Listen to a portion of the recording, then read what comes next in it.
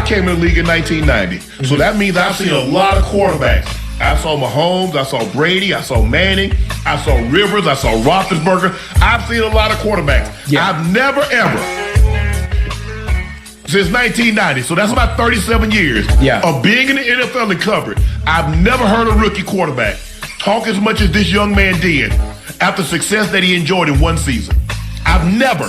I know what I'm doing, dog. Mahomes, Lamar, myself, Dak, and then Hurts. Where's the competent player on the Texans right now? Stroud got really rattled going on the road to Pittsburgh. It's going to be just as bad, if not a little bit colder in New England, and he's without his number one wide receiver. He's stuck. He's behind a terrible offensive line against one of the better interior pass rushes in the league. Why isn't he Shedeur Sanders bad? Really, explain that to me when his last playoff game has him doing these stupid, devastating turnovers, these interceptions, these fumbles where he is screwing with his hands and getting the ball snapped to him when he's not ready. That is, by definition, Shedeur Sanders bad. He's going to do that 2 games in a row? Almost certainly not, but at the same time, there's no offensive player with the least bit of juice to help him out there. Check out our divisional round predictions and let us know what you guys think. Picture this. A quarterback with the best defense in the entire NFL, elite weapons, a playoff caliber roster, and yet, when adversity hit, he crumbled. No fire, no energy, just emptiness. Now imagine if that same quarterback had the last name Sanders and was picked in the 5th round instead of the 1st. The conversation would be completely different, wouldn't it? And no more so than the quarterback position. And yesterday, we saw what CJ Stroud looked like, going through a little bit of adversity, losing somebody on the offensive line, losing a tight end, losing a wide receiver like Shedeur Sanders did all season. And we saw what that looked like. Could CJ Stroud win the Super Bowl with that defense? And we found out no, because he's been abysmal. This year, by the numbers, again, the same ones that have Shedeur way at the bottom, they have him 12 or 13. His offensive line got beat up. This is going to sound familiar, Shedeur fans. His offensive line got beat up. Who were his weapons? He lost Nico Collins. When you're the quarterback and the ball's in your hands, why are you moping? You the one getting on the picks. I'm sitting around looking at him like, what the? Man, it's a teammate, a real teammate. Go next to him. Hey, man, snap out of this. Stop acting like a girl and play tough. We need you. Here's what nobody wants to talk about. CJ Stroud just exposed everything wrong with how we evaluate quarterbacks in this league.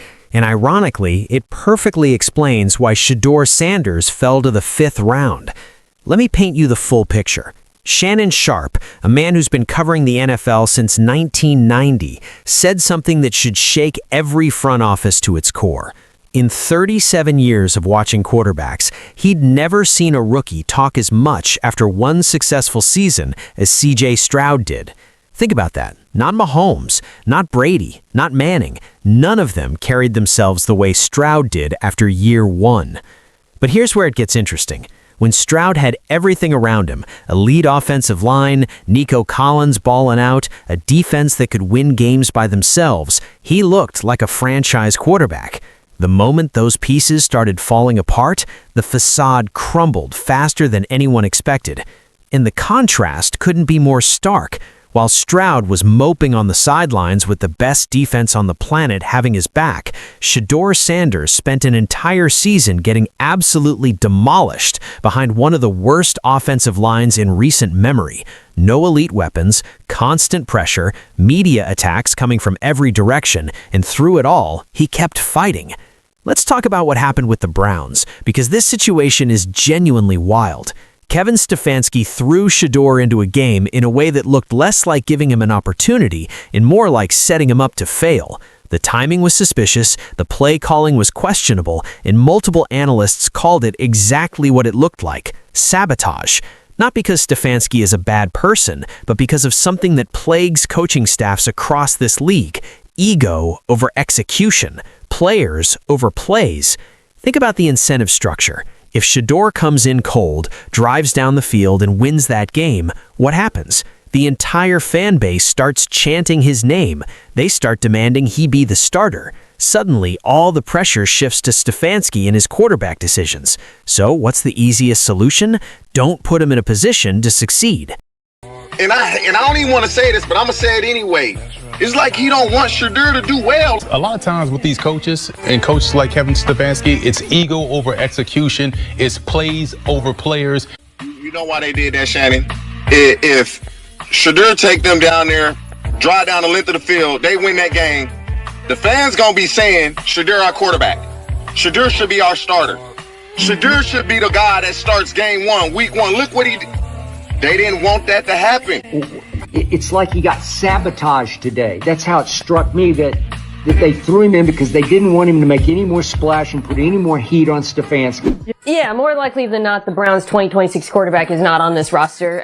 They have those picks, and we can agree upon that. I'm very apprehensive of moving on from Gabriel too quickly for Sanders for a couple of reasons. Mainly, first of all, what we saw in the preseason. Gabriel pretty dramatically outplayed him, and the way he outplayed him, too, is a big part of why they're making this move to Gabriel early, which is he has a quick release. He can play point guard. This is the reality young quarterbacks face, especially ones who don't have the first-round pedigree protecting them. And it's exactly what makes the CJ Stroud situation so revealing. Here's what kills me about this entire narrative. CJ Stroud is going through one bad season, and you know what's going to happen? The Texans are absolutely picking up his fifth-year option. No question. He's going to get time. He's going to get grace. He's going to get every opportunity to develop and bounce back. And he should. I'm not saying he shouldn't. But let's be honest about why. It's because he was a first-round pick. It's because the organization invested premium draft capital in him. It's because admitting you were wrong about a first-round quarterback is career suicide for a general manager. Meanwhile, look at what Shedeur faced. One analyst broke it down perfectly. Gabriel outplayed him in preseason, so they're moving to Gabriel. Just like that. No extended evaluation period. No benefit of the doubt. Fifth-round picks don't get the same leash, even when they're dealing with circumstances 10 times harder than what first-rounders face. The numbers tell a fascinating story, too. The same metrics that had Shedeur ranked near the bottom because of his surrounding circumstances, they've got Stroud at 12 or 13 this year.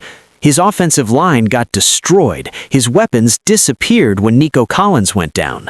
Sound familiar? It's the exact same situation Shedeur dealt with all season, except Shedeur never had the luxury of that elite defense bailing him out possession after possession.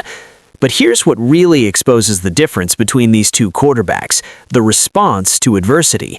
Multiple former players called out Stroud's body language during games this season.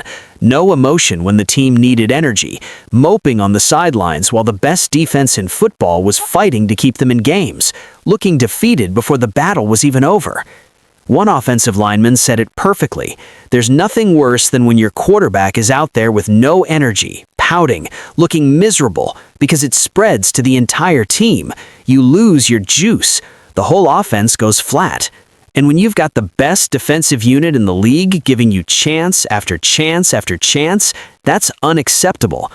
Compare that to Shedeur, who spent a season getting hit more than almost any quarterback in college football, dealing with constant criticism about his name, handling media scrutiny that most rookies never face, and still showed up with confidence every single week. Whether you loved it or hated it, nobody could question his competitive fire.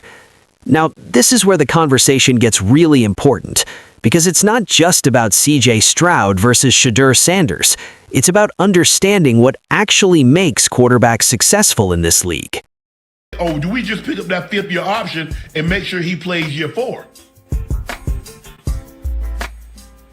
$300 million, or play out year 4 and we pick up year 5? That's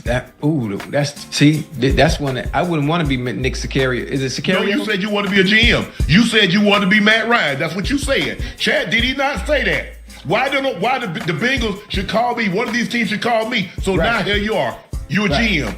So okay, I'm the GM of the Houston Texans right now. Yes. Do I pay CJ Stroud what?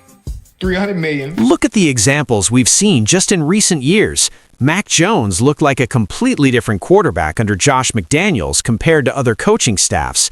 Caleb Williams transformed when he got to the right system with the right coach. Sam Darnold went from being labeled a bust to revitalizing his career with a change of scenery. Coaching matters. Systems matter. Organizations matter. This isn't revolutionary, it's just reality. Football is the ultimate team sport, and the quarterback position is the most dependent on everything around it functioning properly. The offensive line has to protect, the receivers have to get open and catch, the run game has to keep defenses honest, the coaching staff has to put you in positions to succeed. When all those pieces align, like they did for Stroud in year 1, quarterbacks can look phenomenal.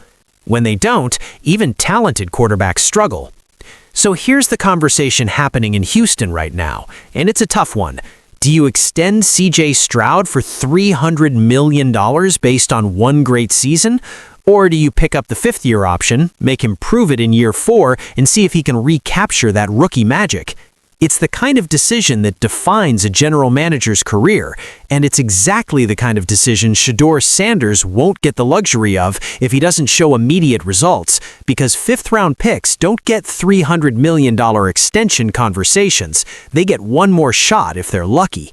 The truth is, if Shedeur had been the one drafted in the first round, and CJ was the fifth-rounder, and they swapped situations this season, the narratives would be completely flipped. Shedeur would be getting praised for fighting through adversity with limited weapons, and CJ would be getting criticized for not maximizing his opportunity. Look, this isn't about tearing down CJ Stroud. The man is going through it, and I'm sure he's his own harshest critic. He'll likely bounce back because he has the talent, and he'll get the time to develop that talent properly.